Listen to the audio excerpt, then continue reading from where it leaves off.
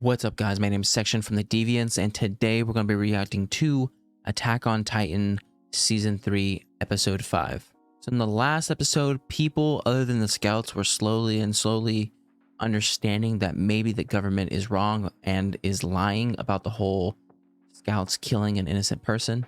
Not only do we have civilians believing this, there are some people from the MPs themselves who are questioning whether or not what they're doing is correct.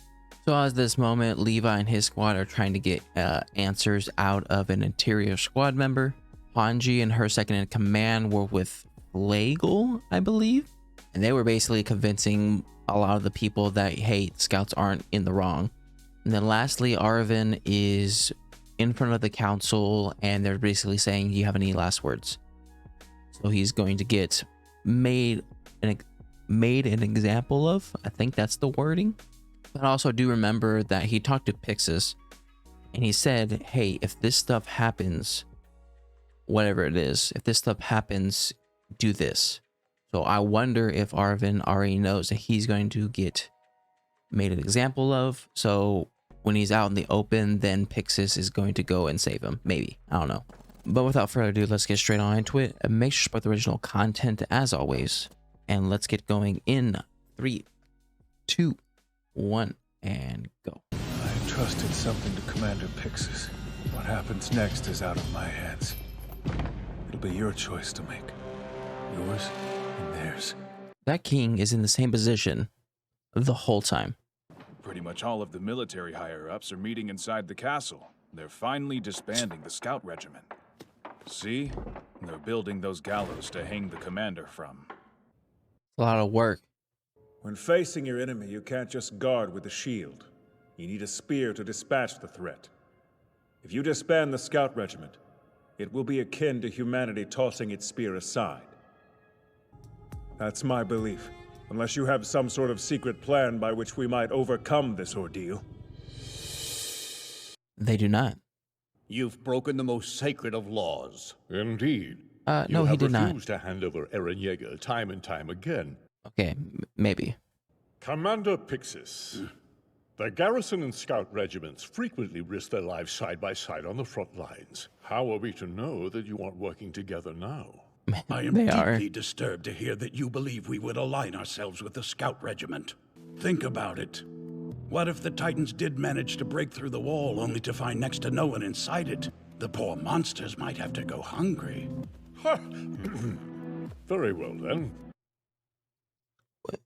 What the heck was that? Your Majesty, with your permission. Yo, does this king do anything?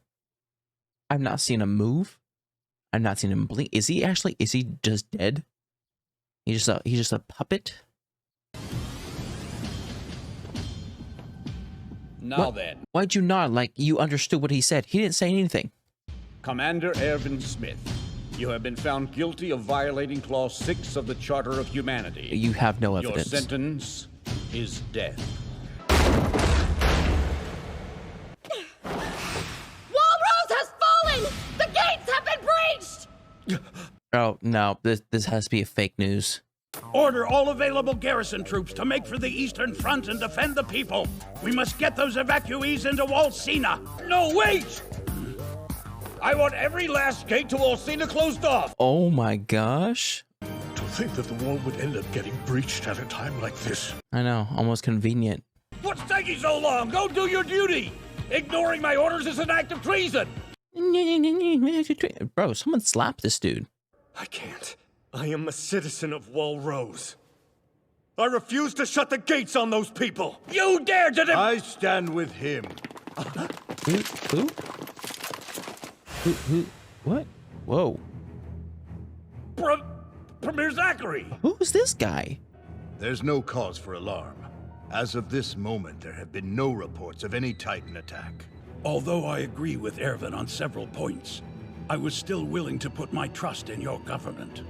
So long as you could prove yourselves to be the better choice for humanity. Which you are not Because now. you have knowledge that we don't. You've made it clear that our suspicions were correct. Humanity is safer in our hands. What? Don't be such a fool. Just what do you expect to accomplish by threatening us? Your choice to close Cena's gates broke Clause 6 of the Charter of Humanity. Oh, Wake up! What is it, dinner time? Oh, shut your mouth, you stupid oaf! did I just get Mandarin? The king looked so cool, so looked so legit, and he ended up just being this old man, just being like, what? And there you have it. The coup was successful. Premier Zachary now has full control of the capital and government. Premier Zachary, is he like just the main military dude? I'm guessing. If that's the case, he's definitely gonna die, and Erwin's gonna take his place. Largely due to Erwin's actions, it was declared that the old system of rule would be dismantled. The declaration was given from the very gallows that Erwin was meant to be executed on. It might have been better to let that government stand. Like Commander Pixis was saying, they have far more knowledge than us, and they've kept humanity going at least this far. Too late now. Instead, I endangered us all. I mean, I guess you can get them to talk, right? Your duty is as painful a burden as ever, I see. I've hated those arrogant bastards for a long time. Those self-assured pigs. They'd feed from gilded troughs and pretend their shit was gold. If you hadn't done it today, I would have given it a shot myself before I kicked the bucket. Hunji. But who's said you might know where they the are. vessel? Oh yeah, guess I should explain how. I still want to know that. Erwin gave me this scout report from an investigation on Lord Rice's land. With the fall of Walmaria having plunged the world into chaos, bandits raided and set fire to the only chapel around. Unfortunately for them, the entire Rice family had gathered there to pray. Oh my gosh, they all died. Only Rod Rice managed to escape with his life. I find that convenient. I definitely think it was the interior police, not bandits. Or do you think that bloodline has some other secrets? It's possible, but I'm not sure yet. What really stood out to Using me the blood at to make least was the titans. fact that large parts of the chapel were destroyed. When you think about it, the story could only make sense if it involved a Titan attack. It may turn out that I'm jumping to conclusions, but it's suspicious enough to merit investigation. What would that mean, though? Titans took over the chapel? What the hell? Okay, Aaron.